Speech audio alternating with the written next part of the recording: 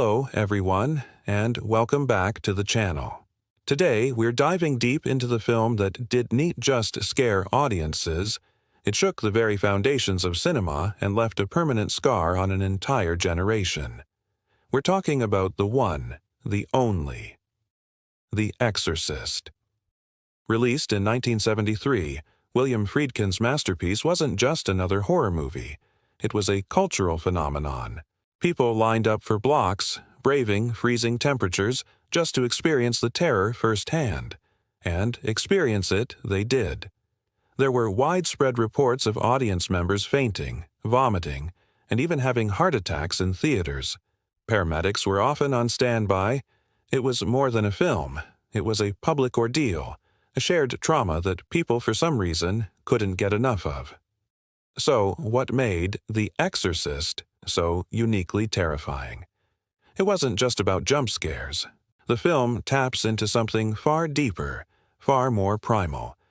It's about the terrifying idea that a pure, innocent child could become a vessel for an ancient, malevolent entity.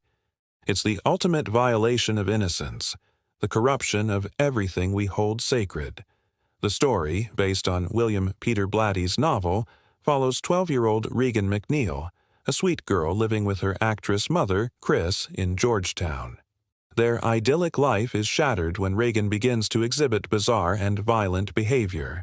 At first, doctors suspect a neurological disorder, putting her through a battery of horrifying and invasive medical tests.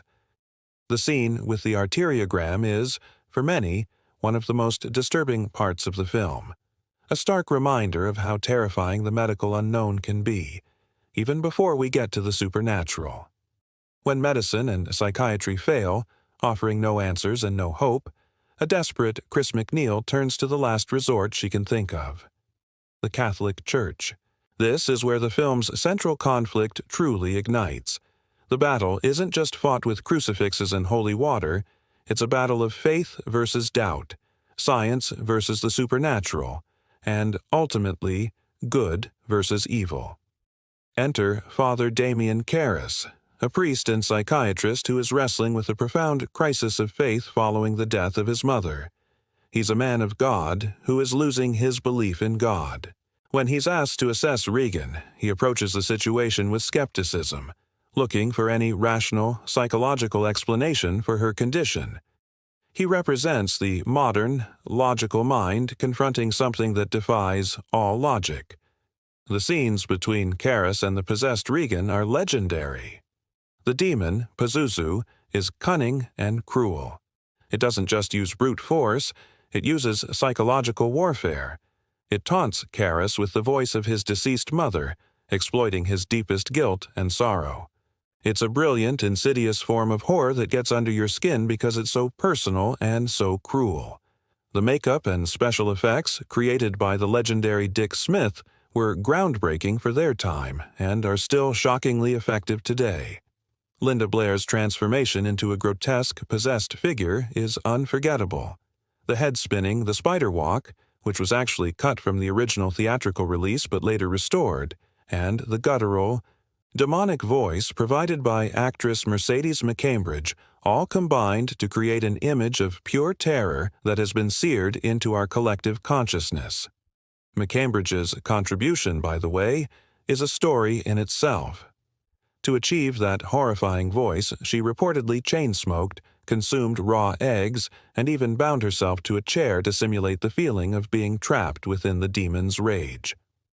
Her performance is a chilling, often overlooked layer of the film's power, but the horror of The Exorcist wasn't just confined to the screen.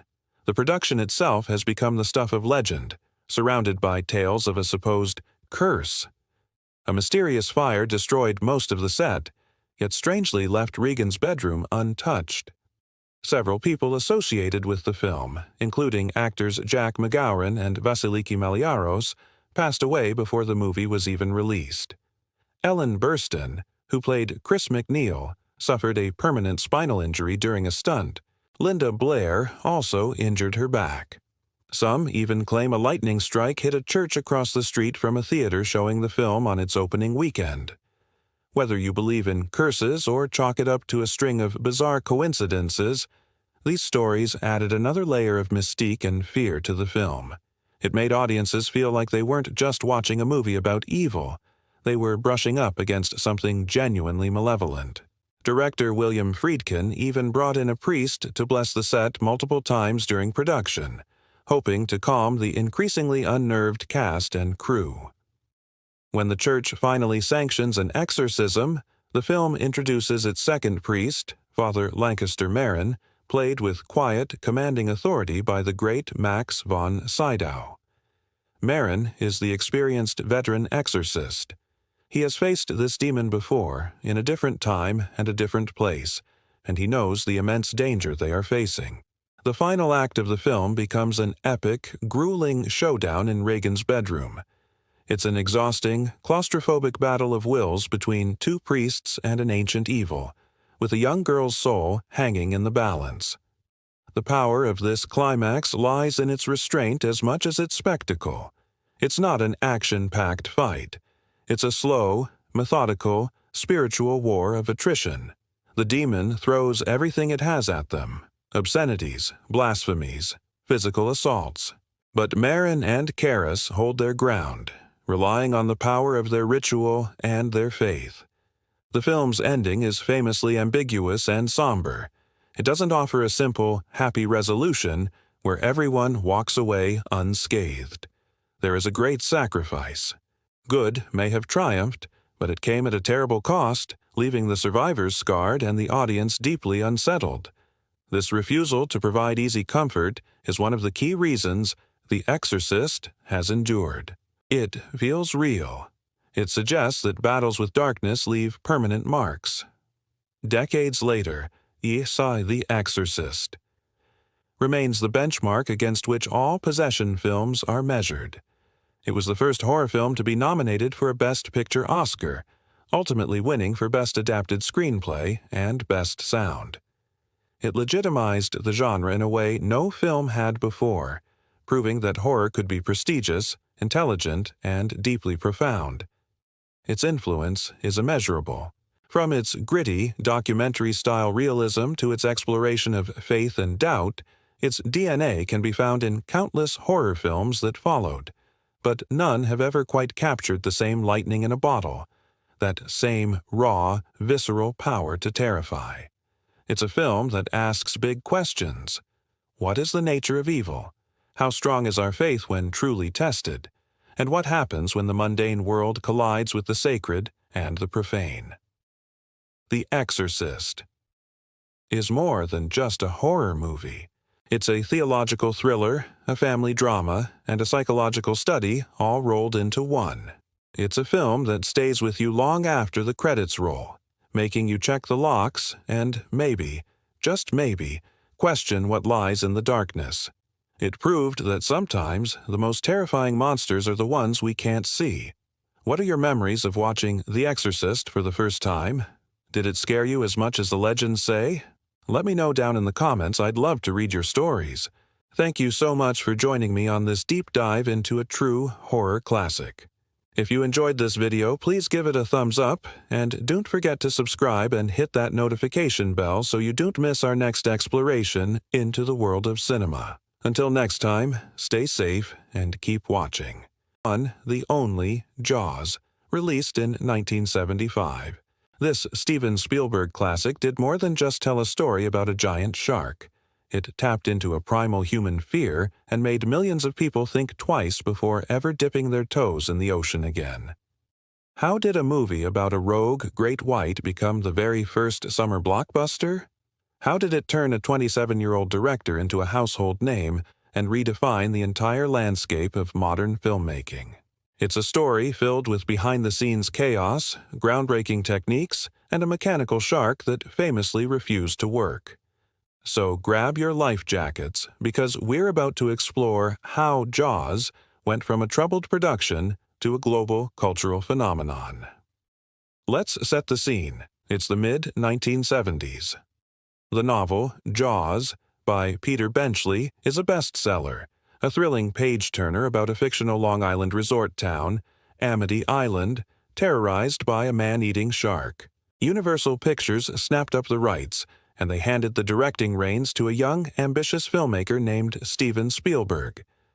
At this point, Spielberg had a few TV movies under his belt and one feature film, The Sugar Land Express.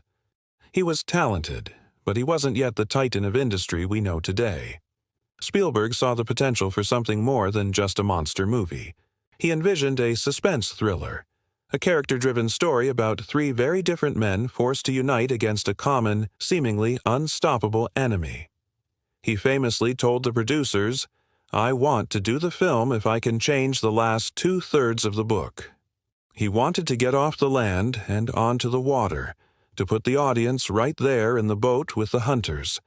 This decision would prove to be both brilliant and nearly disastrous. The casting was pitch perfect.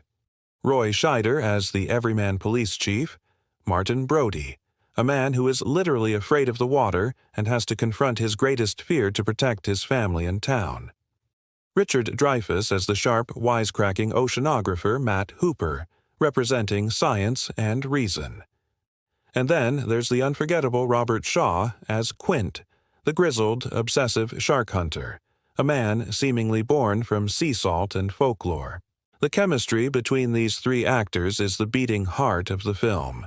Their clashes, their camaraderie, their shared vulnerability, it's what makes us care.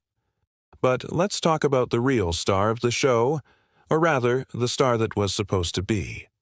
The mechanical shark, affectionately nicknamed Bruce after Spielberg's lawyer, there were actually 3 of them, and they were a production nightmare. Filming on the actual Atlantic Ocean off Martha's Vineyard was a logistical mess.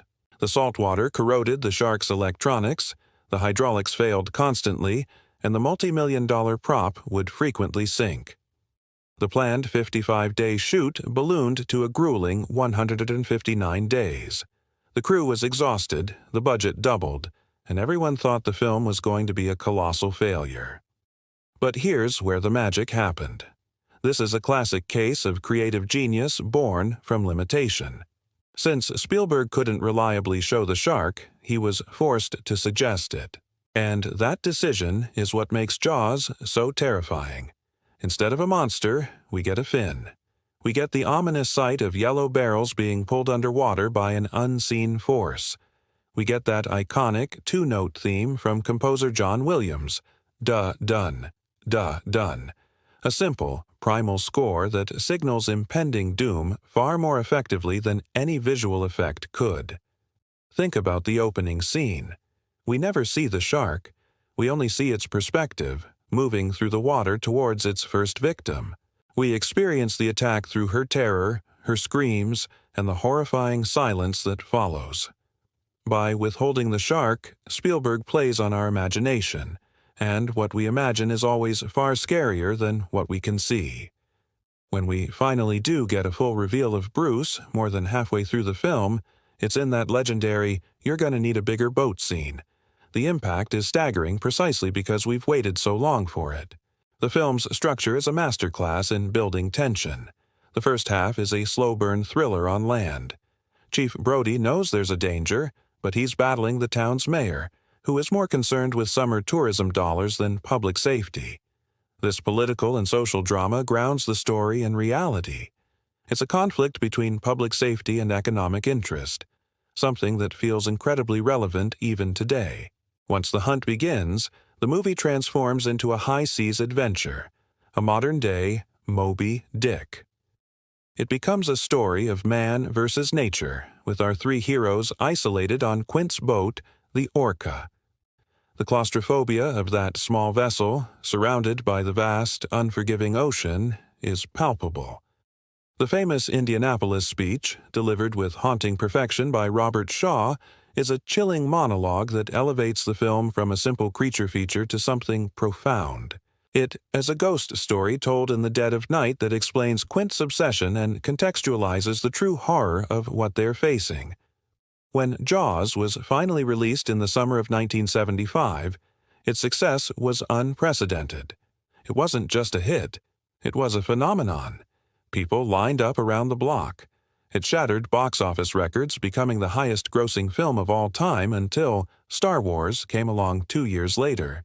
It single-handedly created the concept of the summer blockbuster, a high-concept, heavily marketed film released during the summer months to a massive audience. Studios realized the immense financial potential of this model, and the industry has followed that blueprint ever since. The cultural impact was just as massive. Shark phobia swept the nation. Beach attendance dropped. People were genuinely terrified of the ocean. Jaws embedded itself into our collective psyche. The poster, the music, the quotes, "Smile, you son of a..." They are all part of our shared cultural language now.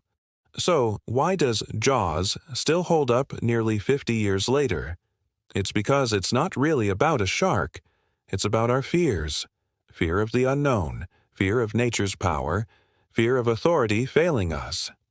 It's a perfectly crafted suspense machine built on brilliant characters, a legendary score, and the happy accident of a malfunctioning shark.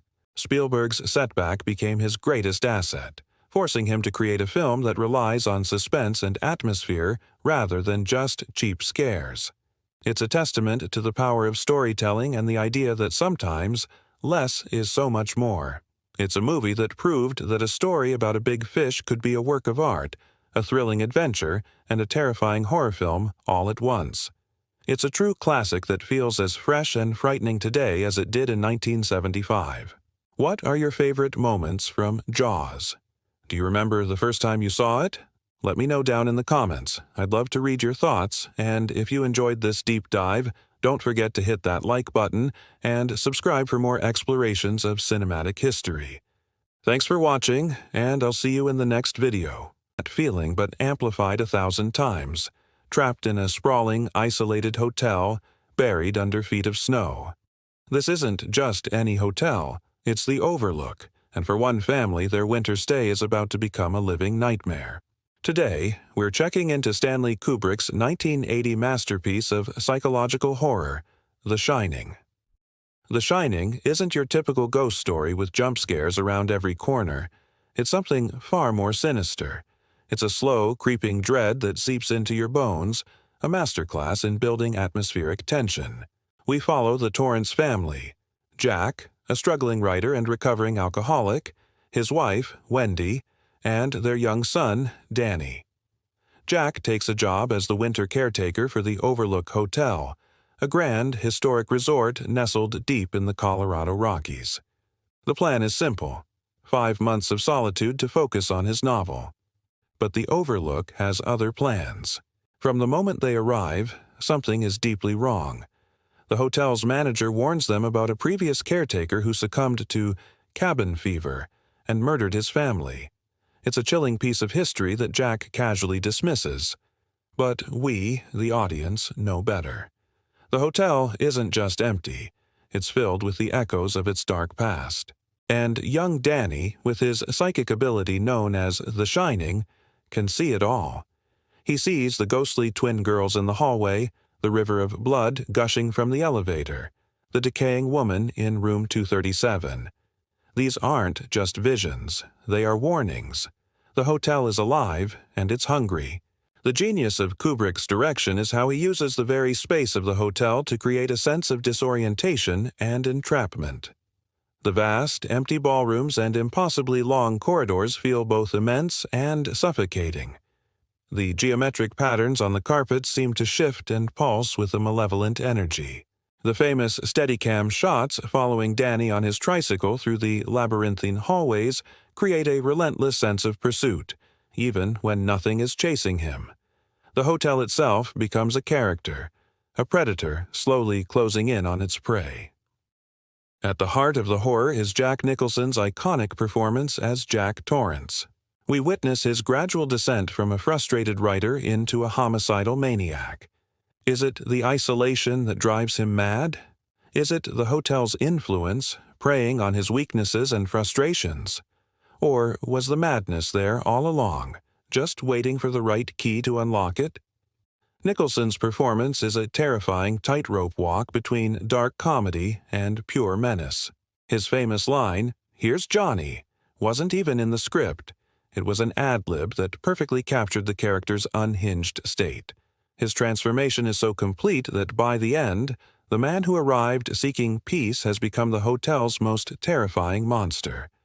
Meanwhile, Shelley Duvall's portrayal of Wendy is equally crucial. Her terror feels painfully real.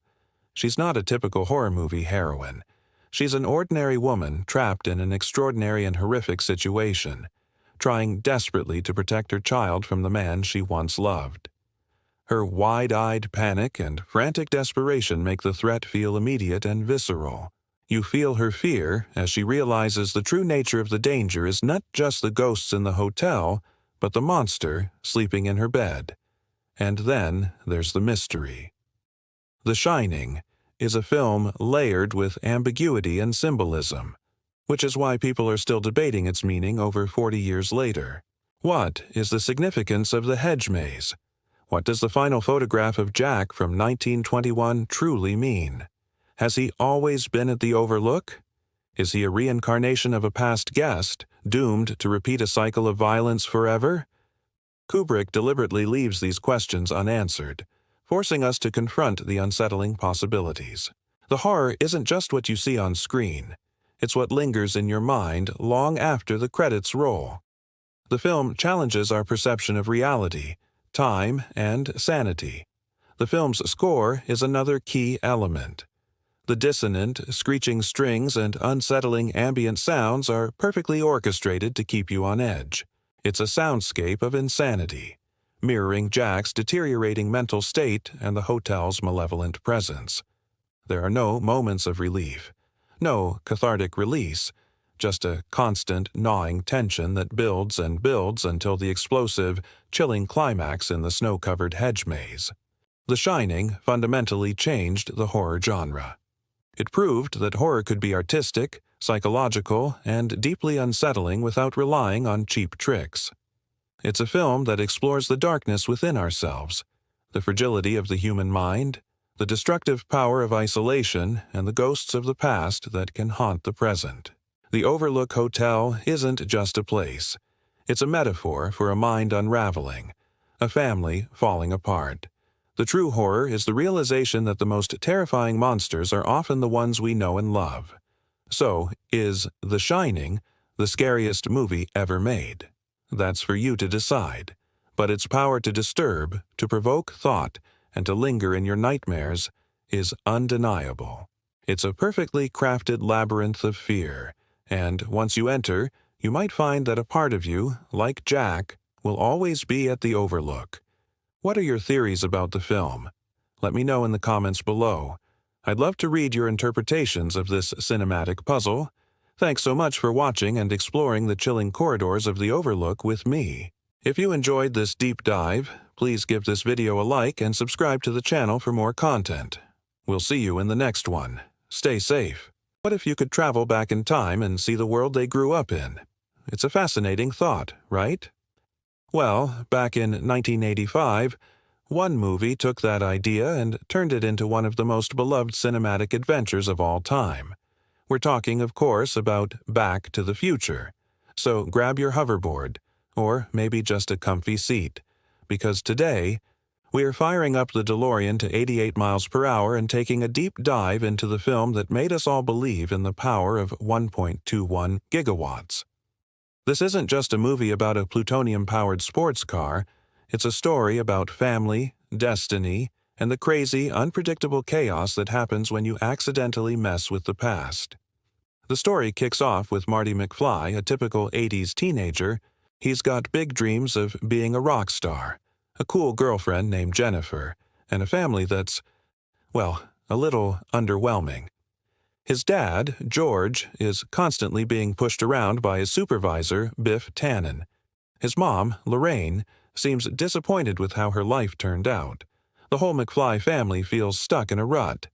Marty's only real escape is hanging out with his eccentric, brilliant, and slightly unhinged friend, Dr. Emmett Brown, or Doc, as he's affectionately known. One fateful night, Doc calls Marty to the Twin Pines Mall parking lot to witness his greatest invention, a time machine, built into a stylish DeLorean. Why a DeLorean? As Doc says, if you're going to build a time machine into a car, why not do it with some style? But their scientific breakthrough is cut short when the people Doc swindled for the plutonium show up. In the ensuing chaos, Doc is seemingly gunned down, and Marty, in a desperate attempt to escape, accidentally hits 88 miles per hour and is zapped back to November 5, 1955. Suddenly, Marty is a fish out of water. He's stranded in his own hometown, but it's a completely different world. The 80s are gone, replaced by poodle skirts, classic diners, and a charming, almost naive sense of optimism. His first challenge? Finding the 1955 version of Doc Brown to help him get back to 1985. But finding Doc is just the beginning of his problems. The real trouble starts when he accidentally runs into his own teenage parents. This is where the genius of the film truly shines. Marty doesn't just meet his parents. He inadvertently disrupts the very moment they were supposed to fall in love. Instead of his nerdy, awkward father George standing up to a bully for her, Marty gets involved. And in a bizarre twist of fate, his own mother, Lorraine, develops a massive crush on him. It's awkward, it's hilarious, and it's deeply problematic for Marty's existence. As Doc explains with a disappearing family photo, Marty is literally being erased from history. The core mission of the film now becomes clear. Marty has to play matchmaker for his own parents. He must transform his timid, sci-fi loving father into the kind of confident hero who can win Lorraine's heart at the enchantment under the sea. Dance. This is easier said than done. George McFly is painfully shy and terrified of rejection, not to mention being the primary target of the town bully, Biff Tannen, and his gang. What follows is a brilliant comedy of errors. Marty tries to teach George how to be cool, coaching him on everything from smooth lines to how to stand up for himself. He even poses as an alien from planet Vulcan, in a radiation suit to scare George into asking Lorraine to the dance. Each plan seems to backfire in a more hilarious way than the last, pushing Marty closer and closer to non-existence. The ticking clock isn't just the approaching lightning strike that will power the DeLorean, it's the dance itself. If George and Lorraine don't kiss on that dance floor, it's game over for Marty. The climax at the school dance is pure movie magic. The plan goes awry when Biff intervenes, creating a genuine moment of crisis. And in that moment, something amazing happens. George McFly, seeing the girl he loves in trouble, finally finds his courage. He channels all his frustration and fear into a single, perfectly landed punch that knocks Biff out cold. It's an incredibly satisfying moment of triumph. Not only does he save Lorraine, but he also changes his own destiny. He's no longer the pushover. With his parents' future secured by that fateful kiss on the dance floor, Marty's job is almost done. He grabs a guitar to fill in for the injured band leader and, in a now iconic scene, unleashes the power of rock and roll on an unsuspecting 1950s audience with a blistering performance of Johnny B. Good. The moment he starts shredding a little too hard for the era, he delivers that classic line, "I guess you guys aren't ready for that yet, but your kids are gonna love it." Now, it's a race against time. Marty has to get to the clock tower at the precise moment the lightning strikes, channeling its 1.21 gigawatts into the flux capacitor to send him back to the future. Doc Brown faces his own set of challenges, navigating frayed cables and treacherous heights in a storm. The tension is palpable. The timing has to be perfect. And, against all odds, it is. The DeLorean hits 88, the lightning strikes, and in a flash of light, Marty is gone. He arrives back in 1985, but things are different. Subtly at first, then dramatically. He returns to a world he helped create. The Twin Pines Mall is now the Lone Pine Mall, a small nod to the pine tree he ran over in 1955. But the biggest change is at home. His family is transformed. His father, George, is now a confident, successful science fiction author. His mother, Lorraine, is happy and fit. Even Biff is no longer a bully but a bumbling auto detailer waxing the family's car. Marty's actions in the past didn't just save his own existence. They gave his entire family a better life. It's a powerful message. Our choices matter, and we have the power to change our own destinies. Just when you think the story is over, Doc Brown reappears in the upgraded flying DeLorean, now powered by a Mr. Fusion garbage converter. He's dressed in futuristic clothes and urges Marty and Jennifer to come with him. When Marty asks where they're going, Doc delivers one of the most legendary final lines in movie history. "Roads. Where we're going, we don't need roads." And with that, the car lifts off, soaring into the sky and setting the stage for even greater adventures. Back to the Future is more than just a sci-fi comedy. It's a perfectly crafted story that blends humor, heart, action, and a touch of nostalgia into a timeless classic.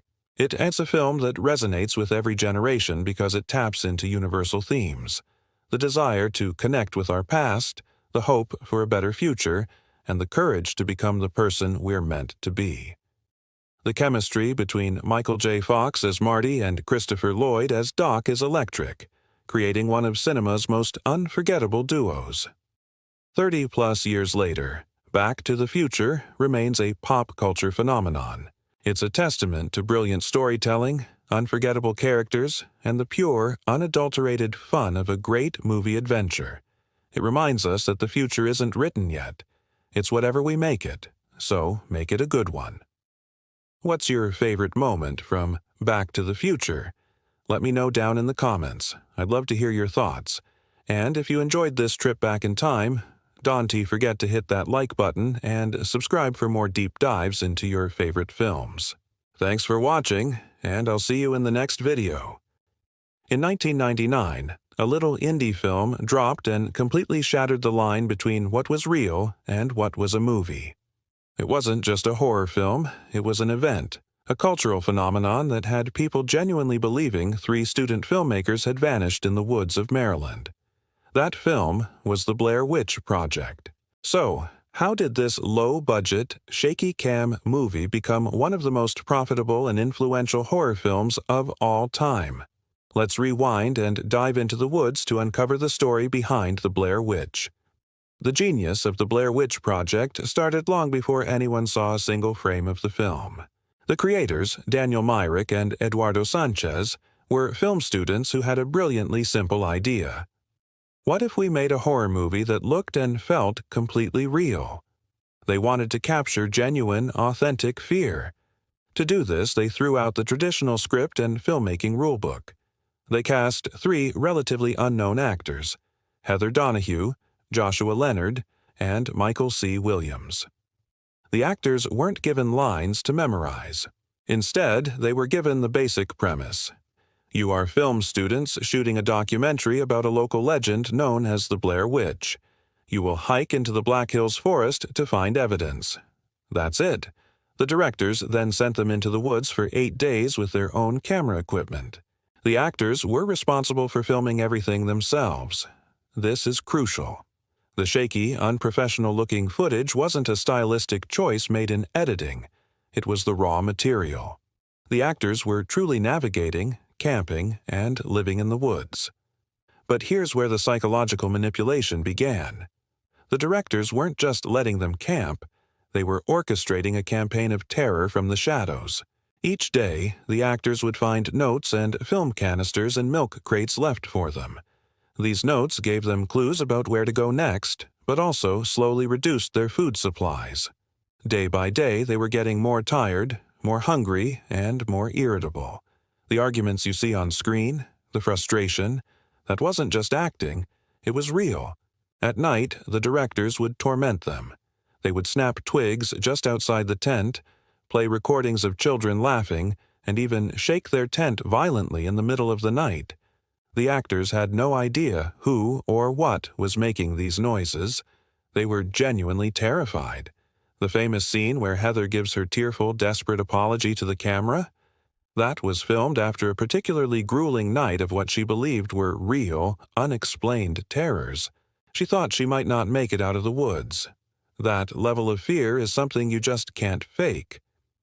While the actors were lost in the woods, the marketing team was pulling off one of the most brilliant campaigns in movie history. They built a website, one of the first of its kind for a film. This website presented the entire story as a real, unsolved case. It had fabricated police reports, interviews with fake townspeople, and photos of the missing students. They even distributed missing posters at film festivals. The internet was still a bit like the Wild West back then. People weren't as skeptical. The website went viral. Message boards and chat rooms exploded with theories. Was it real? Did these students actually disappear? The studio, Artisan Entertainment, leaned into the ambiguity. They listed the actors as missing, presumed deceased on IMDb. The whole campaign created a massive organic buzz. By the time the movie was released, millions of people were already invested in the mystery. They weren't going to see a movie. They were going to see the evidence. When audiences finally saw the film, it was unlike anything they had experienced. There were no special effects, no monster reveal, no jump scares orchestrated by a musical score. The horror was entirely psychological. It was the fear of the unknown, the dark, and what might be lurking just beyond the frame. The sound design was just the sounds of the forest and the actors' panicked breathing. The genius of the film is what it doesn't show you. Your own imagination becomes the monster. You never see the Blair Witch. You only see the effects of her supposed presence. The strange stick figures hanging from trees, the piles of rocks that appear overnight, and that final, terrifying sequence in the abandoned house. Let's talk about that ending. It's one of the most debated and terrifying endings in horror history. The frantic, disorienting chase through the dilapidated house, Heather's screams, and then that final shot. Mike, standing in the corner facing the wall, just like the legend said the witch's victims were forced to do before being killed. And then the camera drops. Black screen. Silence. It's an ending that offers no answers, no resolution. It leaves you with a profound sense of dread and unease that lingers long after the credits roll. Did the witch get them? Was it someone else? The lack of closure is what makes it so effective. It's a puzzle with a missing piece, forcing you to fill in the blanks with your own worst fears. The impact of the Blair Witch Project was immediate and immense. It cost only about $60,000 to make and went on to gross nearly $250 million worldwide, making it one of the most successful independent films ever. But its real legacy is the birth of an entire subgenre: found footage horror. Suddenly, every studio wanted their own Blair Witch. Films like Wreck, Paranormal Activity, and Cloverfield all owe their existence to the groundwork laid by this film. The idea that horror could be more effective when it felt amateur and real changed the game. It proved you don't need a big budget or flashy effects to scare people senseless. All you need is a good idea, a camera, and a deep understanding of human psychology. Of course, with massive success comes backlash. As the truth about the film's production and marketing came out, some people felt cheated or tricked, and the shaky cam style became so overused that it's now a bit of a cliché, often criticized for inducing motion sickness. But you can't deny its innovation. The Blair Witch Project wasn't just a movie. It was a masterclass in guerrilla filmmaking and viral marketing. It captured lightning in a bottle, blurring the lines of reality in a way that's almost impossible to replicate in today's hyper-connected world. It's a time capsule from the dawn of the Internet age, a reminder of a time when a story could feel so real. It made you afraid to go into the woods. So, what do you think? Was the Blair Witch Project a work of genius, or was it just a gimmick that got lucky? Let me know your thoughts in the comments below. And if you enjoyed this deep dive into horror history, don't forget to like this video and subscribe for more content. It really helps the channel out. Thanks for watching, and try not to get lost. It's a story of love, loss, and a ship once deemed unsinkable. Of course, I'm talking about James Cameron's masterpiece, Titanic. This isn't just a movie. It's a cultural phenomenon that captured the hearts of millions and has held them ever since. So, grab your life vest, figuratively of course, as we dive deep into the icy waters of the North Atlantic to explore why Titanic remains such an enduring and powerful piece of filmmaking. Before we even meet our star-crossed lovers, James Cameron masterfully sets the stage.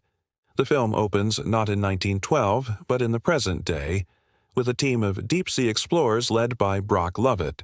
They're hunting for the heart of the ocean, a legendary blue diamond believed to have gone down with the ship. This framing device is pure genius. It immediately grounds the historical tragedy in a modern context, creating a sense of mystery and treasure hunting. We see the real-life wreckage of the Titanic, haunting and ghostly on the ocean floor.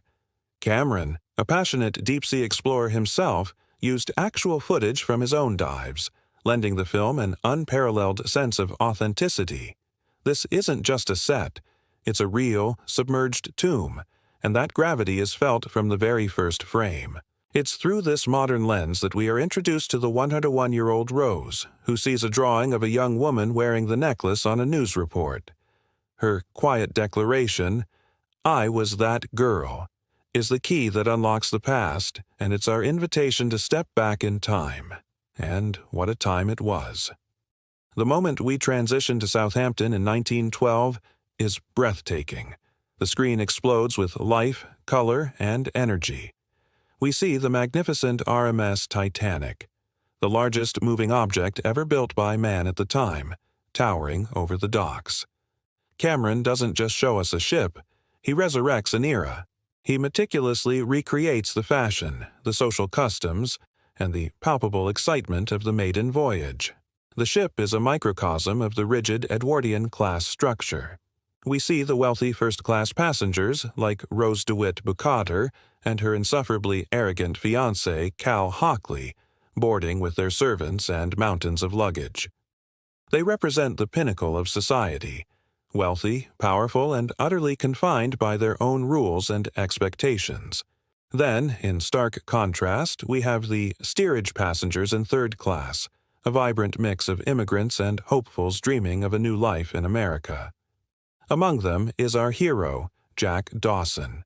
The introduction of Jack is cinematic gold. He's not a wealthy heir or a powerful industrialist. He's a penniless artist who wins his ticket in a last-minute poker game. With a triumphant, "I'm the king of the world," shouted from the bow of the ship. Jack embodies everything Rose's world is not: freedom, passion, spontaneity, and a genuine love for life itself. Leonardo DiCaprio's boyish charm and infectious energy make Jack instantly lovable. He's an outsider looking in, but he sees the world with a clarity that the first-class passengers, blinded by their privilege, lack. His character represents the American dream in its purest form, the idea that anyone, regardless of their station, can achieve greatness. This stark contrast between Jack E.S. world and Rose E.E.'s is the very engine of their love story. Rose, on the other hand, is a bird in a gilded cage.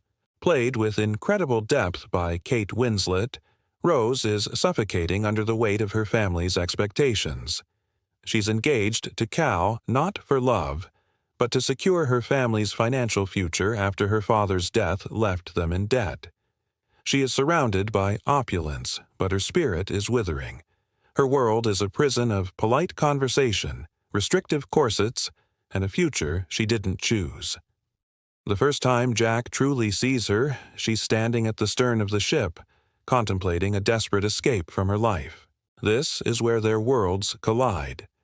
Jack doesn't just save her from falling, he saves her from herself. He sees the real Rose, the one hidden beneath the layers of polite society.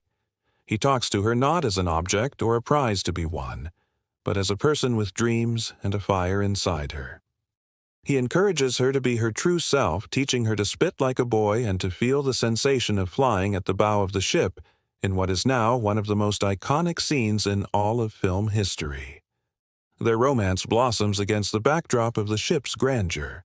We explore the Titanic with them, from the magnificent grand staircase and the opulent dining saloon to the roaring, fiery heart of the engine room. This journey through the ship is also a journey through the class divide. Jack shows Rose the joy and camaraderie of the third-class party, a world away from the stiff formality of her first-class dinners. In that lively, raucous environment, Rose truly comes alive. The chemistry between DiCaprio and Winslet is electric. You believe every stolen glance, every secret touch. Their love story feels both epic and incredibly intimate. The famous drawing scene is a perfect example. It's a moment of profound vulnerability and trust where art and love intertwine. Jack isn't just drawing her body, he's capturing her soul, the essence of the woman he has set free. Their love is forbidden, dangerous, and utterly captivating. But as their love story reaches its peak, we are constantly reminded of the impending doom. The iceberg is not just a historical fact in the film, it's a metaphor for the unmovable, cold reality that is about to shatter their perfect, fleeting world. Cameron builds the tension masterfully. The lookouts spot the iceberg too late. The calm, quiet night is broken by the sickening scrape of ice against steel. Initially, the danger is downplayed. Passengers are told it's a minor issue. But slowly, the horrifying truth dawns. The ship that God himself could not sink is, in fact, going down. What follows is one of the most spectacular and terrifying disaster sequences ever put on film. It's a symphony of controlled chaos. The initial order gives way to panic, and the social structure that seemed so rigid on the surface crumbles away. It becomes a primal fight for survival. The sinking of the Titanic is a technical marvel of filmmaking, but what makes it so emotionally devastating is that we experience it through the eyes of Jack and Rose. We are not just watching a historical event. We are fighting to survive alongside characters we have grown to love. The film highlights acts of both incredible heroism and chilling selfishness. We see the ship's band playing on to calm the passengers, a heartbreaking display of dignity in the face of death. We see the ship's architect, Thomas Andrews, stoically accepting his fate in the smoking room he designed. But we also see the desperation, the lifeboats being launched half-empty, and the third-class passengers locked below deck. Cal's villainy is on full display as he prioritizes his own survival above all else, even attempting to frame Jack for theft to get him out of the way. The film forces us to ask ourselves, what would we do in that situation? The final moments are almost unbearable to watch. The ship breaking in half, the vertical plunge into the icy depths, and the hundreds of people freezing in the water are images that are seared into our collective memory. It's a visceral, terrifying depiction of a real-life tragedy. And at the heart of it all is Jack and Rose's final goodbye. Floating on a piece of debris, Jack makes the ultimate sacrifice, ensuring Rose survives even if he cannot. His famous line, "You must do me this honor. Promise me you'll survive," is the culmination of their entire relationship. He didn't just save her from the ship, he gave her a life to live, a future he would never have.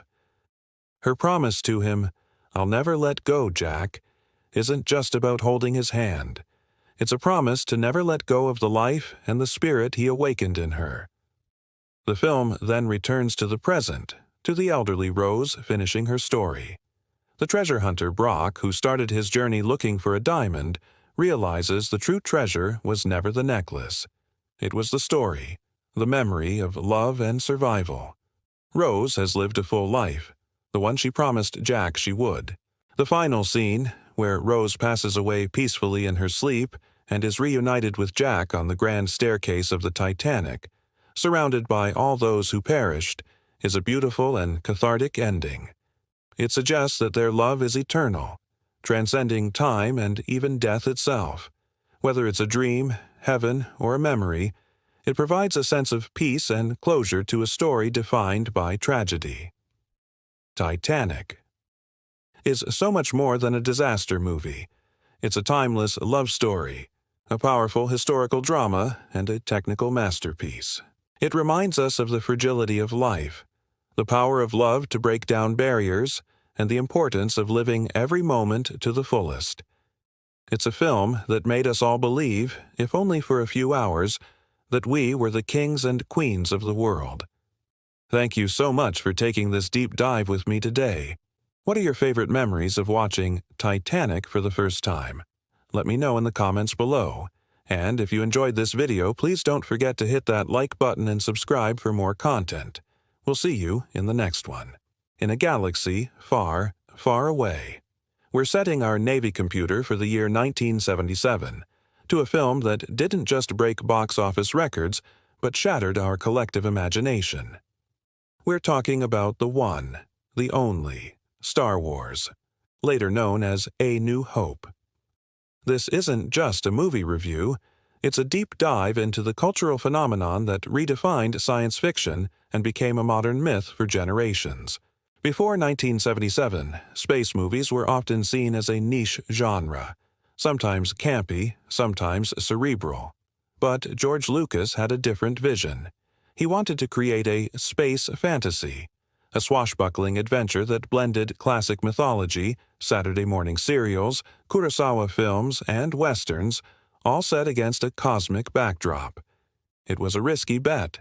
The production was notoriously troubled, going over budget and over schedule. Many in the industry, including some of the actors, thought it was just a quirky kids' movie. They had no idea they were crafting a legend. The story begins not with a bang, but with a colossal shadow. The first shot of the Imperial Star Destroyer relentlessly pursuing the much smaller Rebel ship, the Tantive I-4, is cinematic genius. It immediately establishes the scale of the conflict, the seemingly infinite power of the Galactic Empire versus the desperate, outmatched rebellion. We're thrown right into the middle of a war. There's no long, drawn-out exposition. Lucas trusts us to keep up, and the sense of a lived-in universe, a galaxy with a history we're only just glimpsing, is a key part of the magic. Then we meet our heroes, and what a cast of characters they are. First, the droids. R2-D2 and C-3PO are our bickering, lovable guides into this strange new world. They are the unlikely vessels of the film's MacGuffin, the stolen Death Star plans. Through their eyes, we land on the desolate, sun-scorched desert planet of Tatooine. This wasn't some sleek, futuristic world. It was dusty, gritty, and felt real. The used future aesthetic was revolutionary. The ships were dented, the technology looked worn, and everything felt like it had a story. On Tatooine, we meet the heart of our story, Luke Skywalker. He's not a chiseled warrior or a brilliant scientist. He's a farm boy, bored with his life, staring at the twin suns and dreaming of adventure. This is where Lucas's genius for tapping into universal archetypes shines. Luke is every one of us who has ever felt stuck, who has ever longed for something more. He's the classic hero on the verge of his call to adventure, an idea as old as storytelling itself, drawn from Joseph Campbell's The Hero's Journey. The call comes in the form of a holographic message from a princess in distress. "Help me, Obi-Wan Kenobi. You're my only hope." This single line ignites the entire saga. It leads Luke to old Ben Kenobi, a mysterious hermit who is actually a legendary Jedi Knight in hiding. Here, Luke is introduced to the concept of the Force, an energy field created by all living things that binds the galaxy together. The Force isn't just space magic, it's a spiritual philosophy, a concept of light and dark, good and evil, that gives the story its profound depth. Kenobi gives Luke his father's lightsaber, an elegant weapon for a more civilized age, and the farm boy takes his first step into a larger world. Of course, no hero's journey is complete without a little roguish charm. Enter Han Solo and Chewbacca in the Mos Eisley Cantina. If Luke is the hopeful idealist, Han is the cynical pragmatist. He's a smuggler, in it for the money, and he doesn't believe in hokey religions or good causes. He's the perfect foil for Luke, and the chemistry between Harrison Ford and Mark Hamill is electric from their first meeting. And with them is the Millennium Falcon, that piece of junk that would become the most famous starship in cinematic history. The cantina scene itself is a masterpiece of world-building, filled with bizarre and wonderful alien creatures, creating a sense that this galaxy is vast and teeming with life. The group's escape from Tatooine and subsequent capture by the Death Star shifts the film into high gear. The Death Star isn't just a superweapon, it's the ultimate symbol of technological terror and oppression. It's a moon-sized station with the power to destroy entire planets. Inside this metallic monster, our heroes must rescue Princess Leia. And let's talk about Leia. She is no damsel in distress. From the moment she's rescued, she's taking charge, insulting her rescuers and grabbing a blaster to shoot their way out. Carrie Fisher brought a wit, intelligence, and strength to the role that redefined what a princess could be in popular culture. She was a leader, a diplomat, and a warrior. The film's emotional core is the tragic confrontation between Obi-Wan Kenobi and Darth Vader. Their duel is not just a clash of lightsabers, it's a clash of ideologies, the culmination of a history we can only guess at. Vader, with his all-black armor, deep, mechanized breathing, and commanding presence, is one of the greatest villains ever put to screen. When he strikes down his old master, it's a devastating moment. But Obi-Wan's sacrifice is not an end. It allows our heroes to escape and elevates him into a spiritual guide for Luke, a voice from the Force that will guide him when he needs it most. If you strike me down, I shall become more powerful than you can possibly imagine. And he does. This all leads to the spectacular final act, the attack on the Death Star. It's one of the most thrilling action sequences in film history. The dogfights between the Rebel X-Wings and the Imperial TIE Fighters are masterfully choreographed, set to John Williams' soaring, unforgettable score. The tension is unbearable as the Rebels make their trench run, trying to hit a tiny thermal exhaust port. One by one, they are picked off.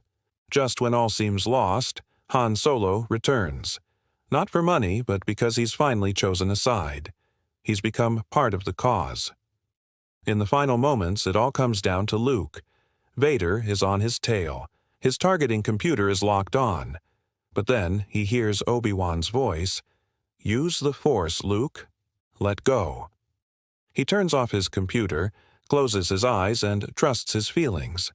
He trusts in something bigger than himself. It's a beautiful and powerful moment about faith over technology. He takes the shot, the Death Star explodes, and the galaxy is saved. For now. The final medal ceremony, with its regal fanfare and triumphant heroes, feels like the end of a classic fairy tale. It's pure, unadulterated joy. The impact of A New Hope cannot be overstated. It revitalized the science fiction genre, created the modern blockbuster, and pioneered special effects through industrial light and magic. It proved that a film could be both a fun adventure and a story with real emotional and philosophical weight. John Williams' score is iconic, instantly recognizable, and as vital to the film's success as any character. It brought back the full, orchestral, classical film score and cemented its power in modern cinema.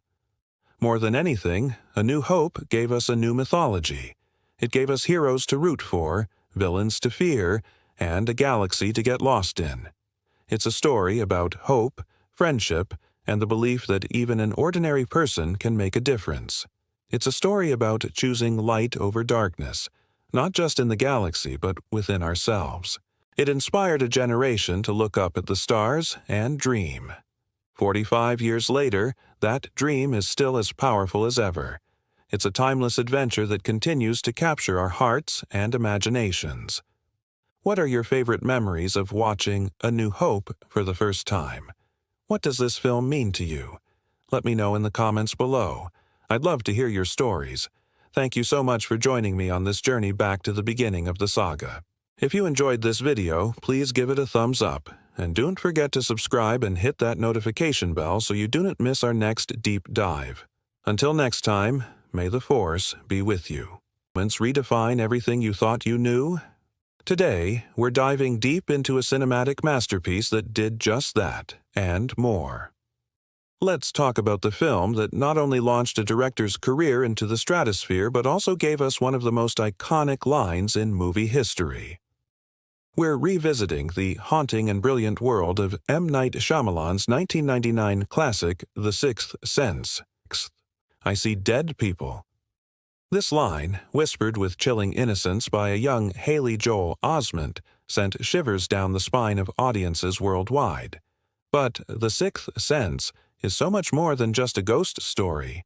It's a profound, heart-wrenching psychological drama disguised as a supernatural thriller.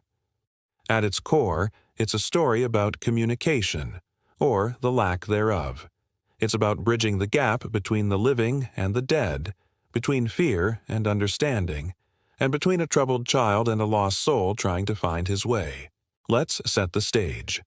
We meet Dr. Malcolm Crowe, a distinguished child psychologist played by the legendary Bruce Willis. Malcolm is at a career high, celebrating an award with his wife, Anna. But his world is shattered when a former patient, now a disturbed young man, breaks into their home. The patient accuses Malcolm of failing him before a tragic turn of events leaves Malcolm grappling with immense guilt and a sense of failure. This opening scene isn't just a dramatic hook, it's the emotional anchor for everything that follows. It establishes Malcolm's mission: to redeem himself, to not fail another child. Fast forward, and we meet Cole Sear. Played with astonishing depth by Haley Joel Osment, Cole is an isolated, tormented 9-year-old boy. He's bullied at school and misunderstood at home.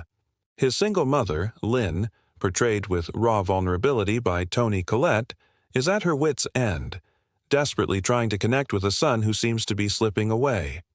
Cole carries a heavy secret, one that manifests as scratches and bruises and a constant state of terror. He is, in his own words, a freak. This is where Malcolm steps in. He sees in Cole a chance for redemption, a mirror of the patient he couldn't save. He begins a series of therapy sessions with the boy, attempting to break through the walls Cole has built around himself. The early interactions between Malcolm and Cole are a masterclass in tension and subtle character development.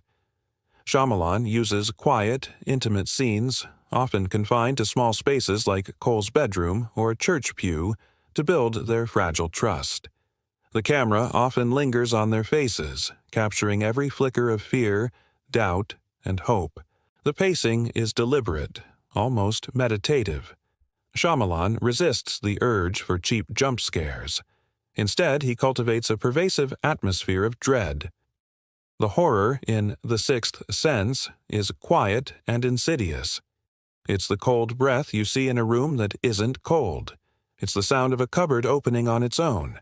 It's the fleeting glimpse of a figure at the end of a hallway. Shyamalan understands that what we don't see is often far more terrifying than what we do. He uses sound design brilliantly, creaking floorboards, whispered voices, a sudden silence, to keep us perpetually on edge. The color red is also a key player, subtly appearing before a supernatural event, acting as a visual cue that something from the other side is near. The turning point of the film arrives in a powerful, emotionally charged scene in a hospital. Huddled under a blanket fort, Cole finally confides in Malcolm, delivering that unforgettable line. "I see dead people. They're everywhere." The confession is both terrifying and heartbreaking. Cole doesn't see monstrous ghouls. He sees the lost and confused spirits of people who died with unresolved issues, still walking the earth, unaware that they're gone. They come to him for help, and his fear stems from his inability to understand or assist them. This is where Malcolm's role transforms. Instead of trying to cure a delusion, he begins to believe. He proposes a radical idea. What if Cole's curse is actually a gift? What if he's meant to listen to these spirits to help them find peace? This shift is crucial. It moves the narrative from a story of fear to one of purpose and empathy. Cole, guided by Malcolm, begins to use his ability to help others. We see him deliver a message from a recently deceased girl to her father, exposing the truth of her illness and bringing closure to her family. In this moment, Cole's fear begins to recede, replaced by a newfound confidence. He's no longer a victim of his visions, he's a conduit for healing. Simultaneously, we follow Malcolm's personal struggles. His relationship with his wife, Anna, has deteriorated. They exist in the same house but are emotionally worlds apart. He speaks to her, but she never seems to hear him. She appears distant, melancholic, possibly even starting a new relationship. We, as the audience, interpret this as the aftermath of the traumatic home invasion, a marriage strained by guilt and silence. Bruce Willis's performance is incredibly understated here. He portrays Malcolm with a quiet sadness, a man desperately trying to reconnect with the woman he loves but constantly failing. We feel his pain and his confusion, assuming it's all part of his psychological journey. The climax of the film isn't a big, explosive confrontation with a ghost. It's a quiet, intimate conversation between Cole and his mother in their car, stuck in traffic. Cole decides he can't keep his secret anymore. He tells his mother everything, not just that he sees ghosts, but he gives her proof. He tells her a secret about her own mother, his grandmother, that he couldn't possibly know. The dam of secrets breaks, and for the first time, Lynn truly sees and understands her son. Toni Collette's reaction, a mix of shock, fear, and overwhelming love, is one of the most powerful pieces of acting in modern cinema. This scene isn't about horror, it's about acceptance and the unbreakable bond between a mother and her child. It's the emotional catharsis the film has been building towards. With his mission seemingly complete, Cole is on a path to healing and acceptance. Malcolm returns home, thinking his work is done. He finds his wife asleep on the couch, watching their wedding video. He speaks to her, reminiscing about their wedding day. And then, a wedding ring drops from her hand. But it's not his wedding ring. It's hers. And as he looks at his own hand, he realizes he isn't wearing one. And then it hits. A flood of fragmented memories, recontextualized. Cole saying, "They only see what they want to see." The fact that no one but Cole ever directly speaks to him. The cold in the house, his wife's silence. The truth, so elegantly hidden in plain sight, is revealed. Dr. Malcolm Crowe was shot in the opening scene and has been one of the dead people all along. He was one of the lost souls unaware of his own state, trying to resolve his one last piece of unfinished business. To help the boy he thought he had failed to save, which was actually helping himself find peace. This twist isn't a gimmick. It's the entire point of the film. It forces you to immediately rewatch the entire movie in your head, and you realize that Shyamalan has been playing fair the whole time. The clues were all there. The film's brilliance lies in its dual narrative. We were watching two stories simultaneously. A boy learning to live with ghosts, and a ghost learning he was dead. The reveal doesn't just shock, it provides a deeply satisfying and emotional conclusion to Malcolm's story. His final conversation with his sleeping wife, where he finally understands and tells her she was never second, is a heartbreaking and beautiful farewell. The Sixth Sense is a masterwork of storytelling. It respects its audience, trusting them to follow the emotional journey while expertly hiding its biggest secret.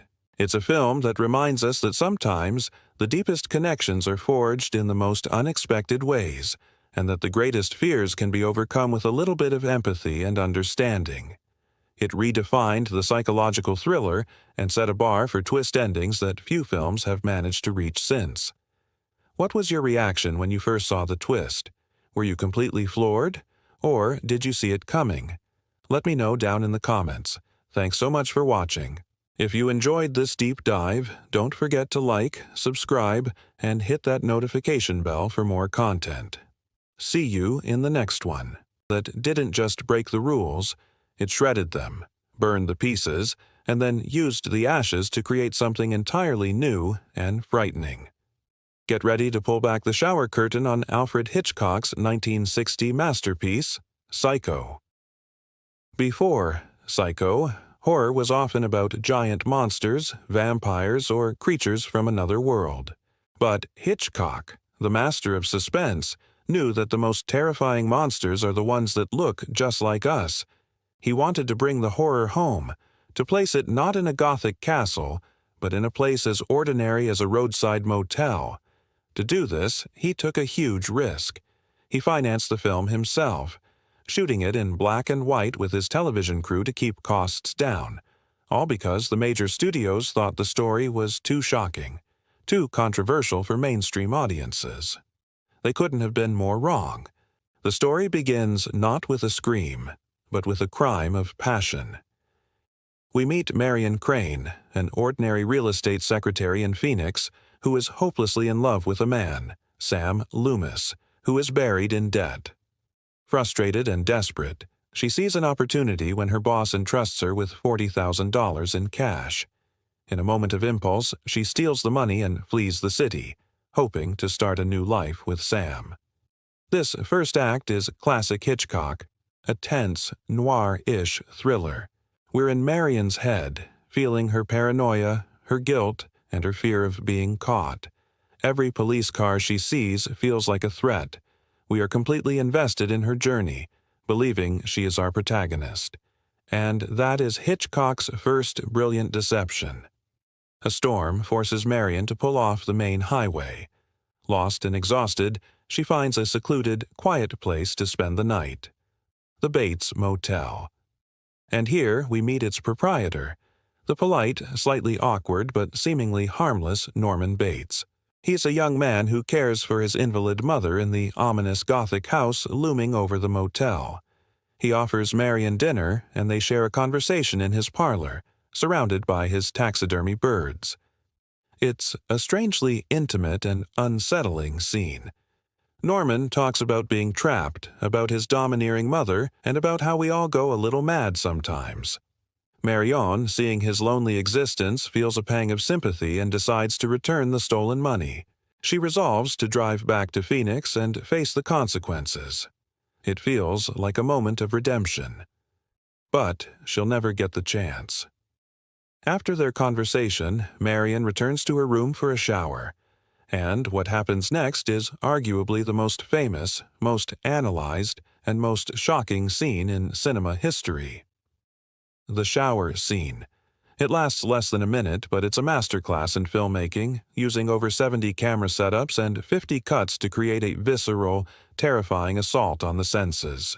The shrieking violins of Bernard Herrmann's score, the silhouette of a figure with a knife, the rapid-fire editing, it all combines to create an experience of pure, chaotic terror. And just like that, our main character, the woman we've been following for the first 45 minutes, is gone. Hitchcock didn't just kill his star, Janet Leigh, halfway through the film.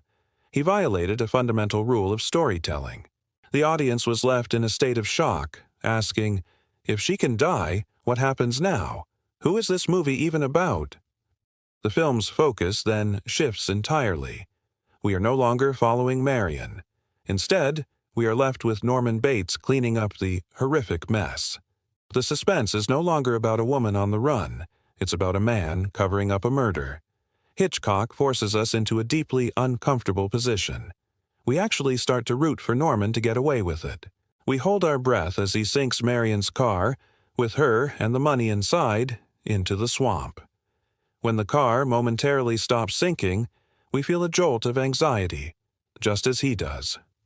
Hitchcock has masterfully manipulated our allegiance, turning us into accomplices. This is where the true genius of Psycho lies. It's not just about what you see, but how the film makes you feel. With Marion missing, two new characters enter the story: Marion's sister, Lila Crane, and a private investigator named Arbogast. Their investigation leads them, inevitably, to the Bates Motel. Arbogast, a shrewd and persistent detective, senses that something is wrong with Norman's story. He gets suspicious about Norman's mother, whom Norman insists is alive but unwell. Against Norman's wishes, Arbogast decides to go up to the house to speak with Mother. In another shocking sequence, he reaches the top of the stairs only to be brutally attacked by the same shadowy figure. Hitchcock kills off another major character, leaving the audience even more disoriented and terrified. The rules are gone. Anyone can be a victim. Now it's up to Lila and Sam to uncover the truth. They visit the local sheriff, who drops a bombshell. Norman's mother, Norma Bates, has been dead and buried for 10 years. The revelation is chilling. If his mother is dead, who is in the house? Who did Arbogast see? Who killed Marion? The final act of the film is a descent into madness. Lila, brave and determined, decides she must search the Bates house herself while Sam distracts Norman. The tension is almost unbearable as she creeps through the dark, foreboding rooms, each creak of the floorboards sending a shiver down your spine. She eventually finds her way down to the fruit cellar, and there she makes the final, gruesome discovery. A corpse, mummified in a chair. It's Norma Bates. But as Lila screams, the door flies open, and the killer rushes in, knife raised, a figure in a dress and a wig. But it's not a woman. It's Norman. In the final scene, a psychiatrist explains it all. Norman Bates suffered a profound psychological break after murdering his mother and her lover out of jealousy years ago. Unable to cope with the guilt, he resurrected her in his mind, developing a split personality. He would dress and talk like her, preserving her corpse as if she were still alive. Whenever Norman felt an attraction to another woman, the jealous, murderous mother personality would take over and eliminate the threat. Marion Crane never stood a chance. The final shot of the film is one of the most haunting in all of cinema. Norman, wrapped in a blanket, sitting in a cell. We hear his mother's voice in his head, insisting she's harmless, as a faint demonic smile creeps across his face. The boy we felt sympathy for is gone, completely consumed by the monster within. Psycho changed everything. It created the slasher genre, proving that the monster didn't need to be supernatural. The real horror could be the boy next door. Hitchcock also revolutionized film marketing. He famously insisted that no one be admitted to the theater after the film began, ensuring that the shocking mid-film twist would be preserved. He created an event, a shared experience of terror that audiences had never had before. The film's influence is immeasurable, paving the way for countless horror films that explore the dark corners of the human mind. More than just a scary movie, Psycho is a brilliant, subversive piece of art that dismantled cinematic conventions and proved that sometimes the most terrifying place in the world is our own psychology. We all go a little mad sometimes, don't we? Thank you so much for watching. What are your favorite moments from Psycho? Let me know down in the comments. And if you enjoyed this deep dive into a cinema classic, please consider liking the video and subscribing to the channel for more content like this. We'll see you in the next one. Phenomenon. Today, we're diving deep into the world of Don Vito Corleone, into the shadows and grandeur of Francis Ford Coppola's 1972 masterpiece, The Godfather. This isn't just a gangster movie. It's an epic saga about family, power, loyalty, and the tragic corrosion of the human soul. So, grab a cannoli, settle in, and let's explore why, over 50 years later, The Godfather remains an offer you can't refuse. The film opens not with a bang, but with a plea. I believe in America. These are the first words we hear, spoken by the Undertaker Bonacera to Don Vito Corleone. This opening scene is pure genius. It immediately establishes the central theme, the tension between the American dream and the shadow world the Corleones inhabit. Don Vito, played with unforgettable quiet authority by Marlon Brando, isn't just a mob boss. He's a patriarch, a community leader, a man who offers a different kind of justice when the official system fails. He operates by a code, a strict set of principles that, while criminal, possess their own internal logic and morality. This scene, set during his daughter's wedding, masterfully contrasts the light and joy of the celebration outside with the dark, serious business being conducted inside his office. It as a visual metaphor for the entire film. The beautiful facade of family life built upon a foundation of violence and fear. At its core, The Godfather is a story of transformation, specifically the tragic transformation of Michael Corleone. When we first meet Michael, played by a young, brilliant Al Pacino, he's the family's golden boy. A decorated war hero, a Dartmouth graduate, he stands apart from the family business. He tells his girlfriend Kay, "That's my family, Kay. It's not me." He represents hope, a chance for the Corleone name to become legitimate, to finally step into the light. But fate, or perhaps family, has other plans. The turning point is the assassination attempt on his father.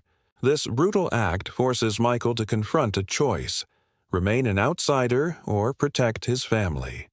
The scene in the hospital, where he finds his father vulnerable and alone, is pivotal. He sees the threats closing in, and in that moment, something shifts within him. He's no longer just an observer. He becomes a player. His decision to assassinate Sollozzo and the corrupt police captain McCluskey is the point of no return. The sequence is a masterclass in tension. The quiet Italian dialogue, the sound of the train rumbling past, the close-up on Michael's tormented eyes.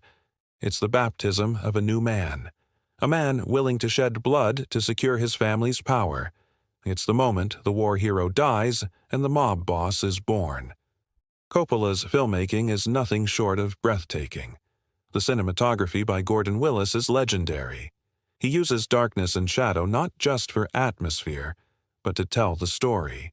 The characters often emerge from darkness, their faces half-lit, symbolizing their moral ambiguity. This visual style, dubbed the Prince of Darkness, gives the film its rich, painterly quality. Every frame feels like a Rembrandt painting. Think of Don Vito's office, a space almost entirely consumed by shadows, where only the Don himself seems to command the light. It's a visual representation of his power and the murky world he commands. And we can't talk about The Godfather without mentioning the music. Nino Rota's score is as iconic as any character. The main theme, that haunting, melancholy waltz, perfectly captures the film's sense of grandeur, tradition, and underlying sorrow. It's the music of a dynasty, beautiful and grand, but tinged with the sadness of its inevitable decay. The music doesn't just accompany the scenes, it deepens them, giving emotional weight to the Corleone's rise and fall. The film explores power in all its forms. There's the brute force of Luca Brasi, the hot-headed impulsiveness of Sonny, the cunning legal mind of Tom Hagen, and the cold, calculating intelligence of Michael. But the ultimate power belongs to Don Vito. His power isn't just about violence, it's about influence, respect, and understanding human nature. He famously says, "A man who doesn't spend time with his family can never be a real man." This line reveals his philosophy. Family is the source of all strength. It's this deep-seated belief in loyalty and family obligation that both builds his empire and, ironically, traps his children within it. The most powerful sequence, and perhaps one of the greatest in all of cinema, is the baptism scene. Coppola brilliantly intercuts the sacred ceremony of Michael becoming a godfather to his nephew with the brutal, systematic elimination of his enemies. As Michael renounces Satan and all his works in the church, his men are carrying out his orders, executing the heads of the other four families in a symphony of violence. The juxtaposition is chilling. It's Michael's final transformation. He has not only embraced the family business, he has perfected it, becoming more ruthless and efficient than his father ever was. The innocent baby is baptized with holy water, while Michael is baptized in blood, solidifying his new identity as the undisputed, terrifying new Don. By the end of the film, Michael has achieved total power. He has secured his family's future and avenged his brother's death. But what has he lost? Look at the final shot. Kay watches as the door to Michael's office closes, shutting her out, just as Michael has been shut off from his own humanity. He is now the Don, isolated by his own power, surrounded by men who kiss his hand and call him Godfather. He has saved the family, but lost his soul. This is the central tragedy of The Godfather.